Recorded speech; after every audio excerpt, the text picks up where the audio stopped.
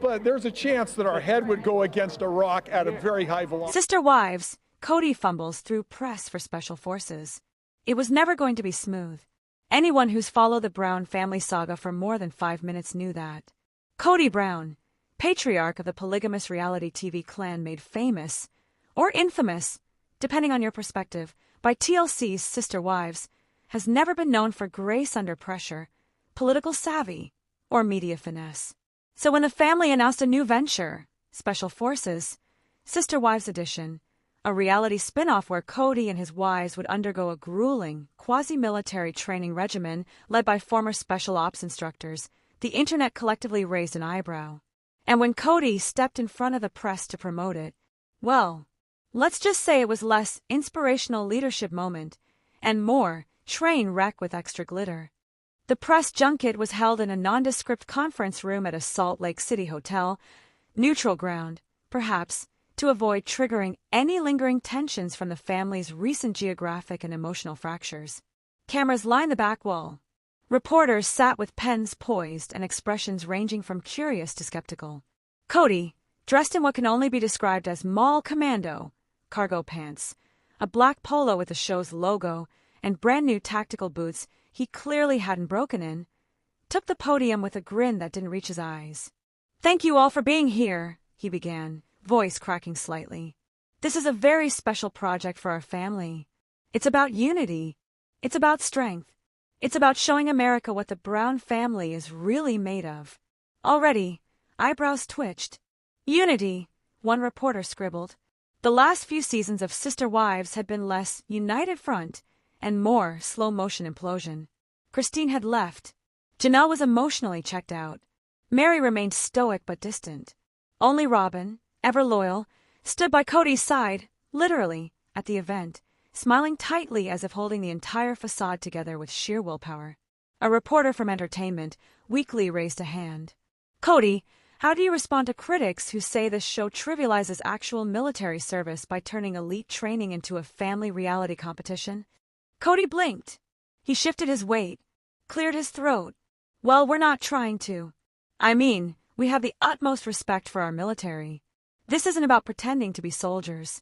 It's about personal growth and overcoming obstacles. Together." He glanced at Robin for help.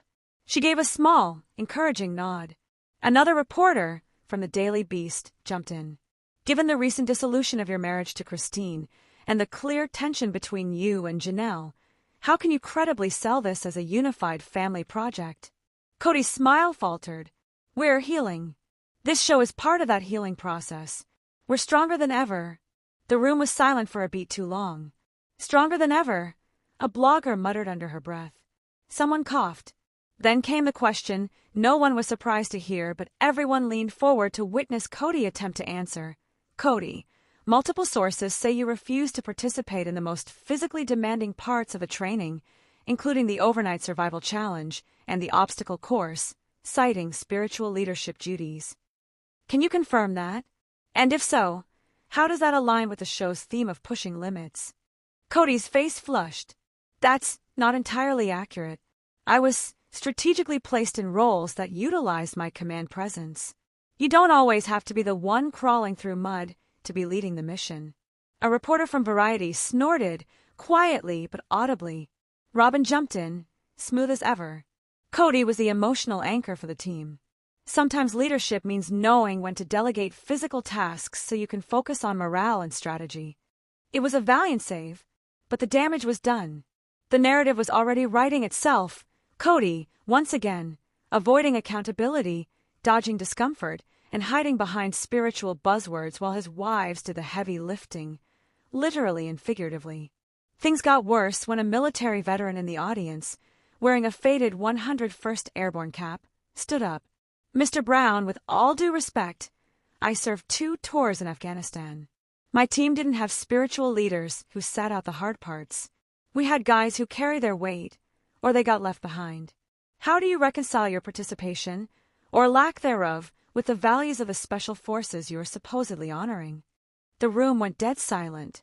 Kody opened his mouth, closed it, opened it again. I appreciate your service. Truly. And I I think what you're saying is important. But this isn't the military. This is television. And family. And growth. The veteran sat down slowly, shaking his head. Social media exploded before Kody had even left the podium. Clips of his stammering answers went viral within minutes.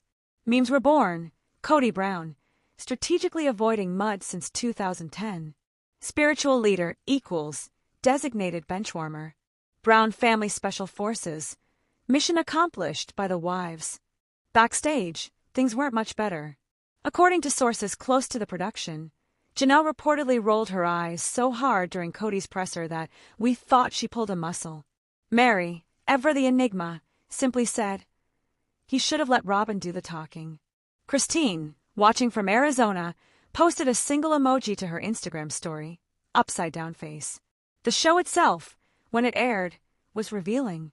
Viewers saw Kody leading from a folding chair under a canopy while his wives scaled walls, hauled sandbags, and navigated rope courses in the Utah desert heat.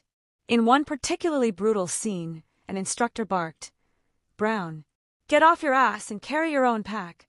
Kody responded with, "I'm conserving energy for morale purposes," before offering a thumbs up to a wife who was vomiting from heat exhaustion. The wives, to their credit, were incredible. Janelle, despite her emotional distance from Kody, crushed every challenge with quiet determination. Mary displayed surprising grit, finishing an endurance march with a twisted ankle. Even Robin, often painted as Kody's echo, showed flashes of frustration, captured in a confessional where she admitted, "Sometimes I wonder if he even realizes how bad he's making us look." The ratings? Through the roof. Controversy sells. But the reviews? Scathing. Kody Brown doesn't just miss the point, he sets up camp a mile away from it and calls it leadership, wrote one critic.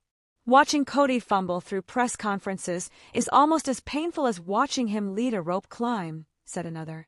And yet, here's the twist, the wives came out of it looking stronger than ever. Not because of Kody. In spite of him, fans rallied around them. Petitions circulated to give the wives their own spin-off. Sister Wives, without Kody. Merchandise appeared overnight. T-shirts that read, "I survived Kody's leadership, and all I got was this lousy t-shirt." Kody, ever oblivious, took to Instagram after the premiere to post a selfie with the caption, "Proud of my tribe.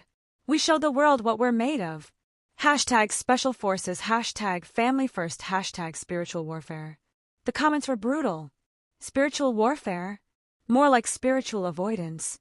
Your tribe carried you, Kody. Please let the wives unionize.